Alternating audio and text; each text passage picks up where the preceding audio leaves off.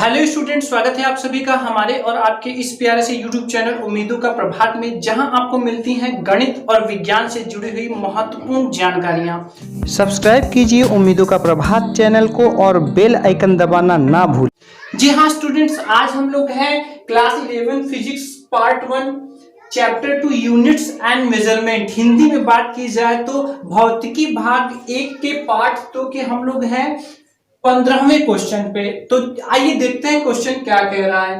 भौतिकी का एक प्रसिद्ध संबंध किसी कण के चल द्रव्यमान यानी मूविंग मास, विराम द्रव्यमान यानी कि जब कण रुका हुआ है, इसकी चाल v और प्रकाश की चाल c के बीच है। यानी देखिए हमें यहाँ पर चार राशियां दी गई हैं। क्या क्या दी गई हैं? मूविंग मास यानी कि चल द्रव्यमान, यानी जब कण त्वरित होकर चल रहा है, गतिमान है। जब कण रुका हुआ है तब का द्रव्यमान। इसके अलावा कण की चाल v और प्रकाश की चाल c, ये चार चीजें हैं और ये चार चीजों का संबंध यहाँ पर हमें दिया हुआ है। ठीक है, अच्छा अब आगे हमारा क्वेश्चन कह रहा है कि छात्र इस संबंध को लगभग सही याद करता है। कभी कभी स्टूडेंट्स क्या होते हैं कि इस फार्मूला वगैरह याद करते हैं तो वो कोई एक चीज मिस कर जाते हैं। तो यहाँ पर ये स्टूडेंट्स ने क्या लिखा है, m बराबर m0 1 माइनस वी स्क्वायर और पूरे का होल पावर जो है हाफ है। अनुमान लगाइए कि C कहां लगेगा। तो देखिए ये भी विमीय विश्लेषण से संबंधित क्वेश्चन है, जिसमें कि हमें पता लगाना है कि C कहां लगेगा। तो देखिए विमीय विश्लेषण की जब बात आती है तो विमीय विश्लेषण में अगर कोई भी फार्मूला है तो उसका बायां पक्ष होता है और दायां पक्ष होता है। हमें ये देखना होता है कि बाएं पक्ष में और दाएं पक्ष में जो उसकी विमाएं हैं, राशियों की जो विमाएं हैं, वो एक समान होनी चाहिए। अगर एक समान रहता है तो सही होता है, एक समान नहीं होता है तो गलत होता है। तो यहां पर देखिए, हम अगर ध्यान से देखें तो देखिए यहां पर द्रव्यमान है, तो अगर इधर की विमा देखें तो ये क्या हो जाएगा, इधर की विमा हो जाएगी m। अभी रफली हम देख रहे हैं इधर। अब देखिए इधर तो अंश में ही m हो चुका है। अगर ये सही होता तो ये m बराबर होना चाहिए, तो बराबर तो हो गया। अब नीचे हम देख रहे हैं कि ये तो कांस्टेंट टर्म है, यहाँ पे 1 माइनस तो है, यहाँ पर क्या है v स्क्वायर। अब v स्क्वायर का अगर हम विमीय रूप में देखें तो क्या लिखेंगे, LT माइनस 1 और उसका भी होल स्क्वायर है और फिर पूरे पर हाफ भी लगा हुआ है। अब आप सोचिए, ऊपर वाला तो ऊपर वाले के बराबर हो गया, तो नीचे तो कुछ होना ही नहीं चाहिए, या फिर अगर कुछ है तो वो ऐसा होना चाहिए कि वो उसका डायमेंशन लिखने पर डायमेंशन से डायमेंशन क्या हो जाए, वो जो है कट जाए। तो यहाँ पर देखिए, यहाँ पर ये तभी संभव है जब इसके नीचे भी हम ऐसे लिखें LT माइनस 1, इसके नीचे भी लिखें और वो भी उसका क्या लिखें, उसका भी क्या करें, स्क्वायर। क्योंकि अगर नीचे सिंगल है ऊपर डबल है तो एक से कट जाएगा, एक फिर भी बचा रहेगा। तो इसका मतलब ये हुआ, हम लोगों ने विमीय विश्लेषण से पता लगा लिया है कि C कहां लगेगा। C वास्तव में ये जो V लिखा हुआ है इसके नीचे लगेगा और उसका भी स्क्वायर होगा, उसका भी क्या होगा, स्क्वायर होगा। तो चलिए हम लोगों ने अपने क्वेश्चन को सॉल्व कर लिया है, अब हम इसको लिखते हैं। तो लिखना कैसे है, थोड़ा सा इसको भी हम जान ले तो ठीक पड़ेगा।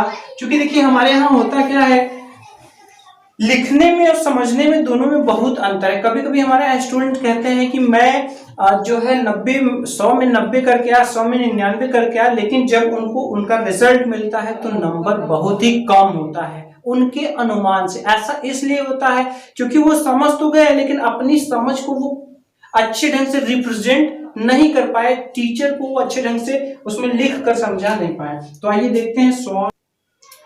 तो इसको कैसे सॉल्व करेंगे, यहां पर देखिए लिखेंगे, चूंकि दिया गया संबंध, ऐसे लिखते हैं, चूंकि दिया गया संबंध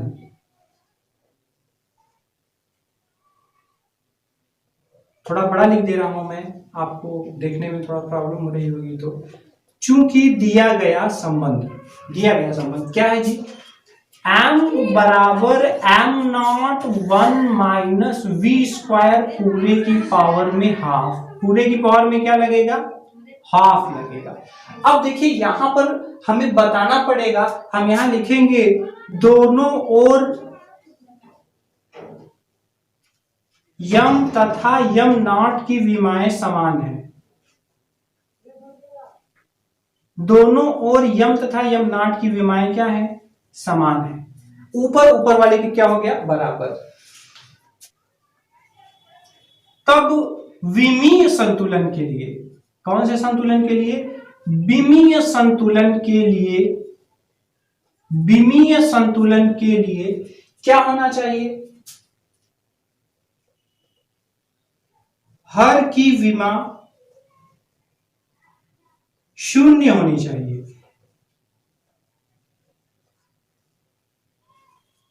विमीय संतुलन के लिए क्या होना चाहिए, जो नीचे v है इसकी विमा शून्य होनी चाहिए।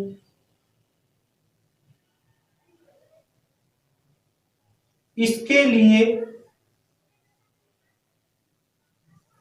v स्क्वायर में c स्क्वायर से भाग देना होगा, तभी दोनों पक्षों में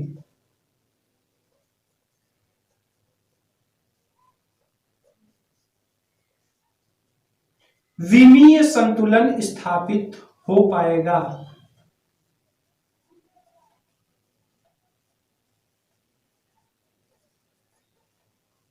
स्थापित हो सकेगा भी हम लिख सकते हैं, स्थापित हो सकेगा। इस तरह से दोनों पक्षों में तभी विमीय संतुलन स्थापित हो सकेगा। अतः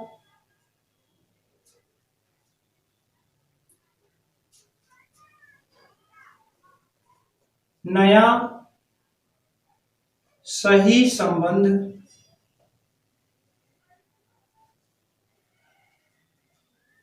निम्न प्रकार होगा, निम्न प्रकार होगा। कैसे होगा, m बराबर m not 1 minus v square है, अगर हम यहां पे ये वेग है, अगर हम यहां c स्क्वायर कर दें तो ये हमारा संबंध क्या हो जाएगा, सही हो जाएगा। अब स्क्वायर यहां है, इसको ऐसे भी लिख सकते हैं, m बराबर m not 1 minus v by c, इसको हम होल स्क्वायर कर दें और फिर पूरे का हाफ कर दें, यही हमारा क्या हो जाएगा, आंसर। तो हमने पता लगा लिया। तो देखिए विमीय संतुलन का कितना जो है अच्छा ये यूज है कि हमें हर एक टर्म का विमीय निकाल करके हम संतुलन का पता लगा सकते हैं, हमें पता चल जाता है कि कहाँ पे मिस्टेक हो रही है। तो इस तरह से ये हम अपने क्वेश्चन को सॉल्व कर लेंगे। तो मिलते हैं नेक्स्ट वीडियो में नेक्स्ट क्वेश्चन के साथ। Thanks for watching.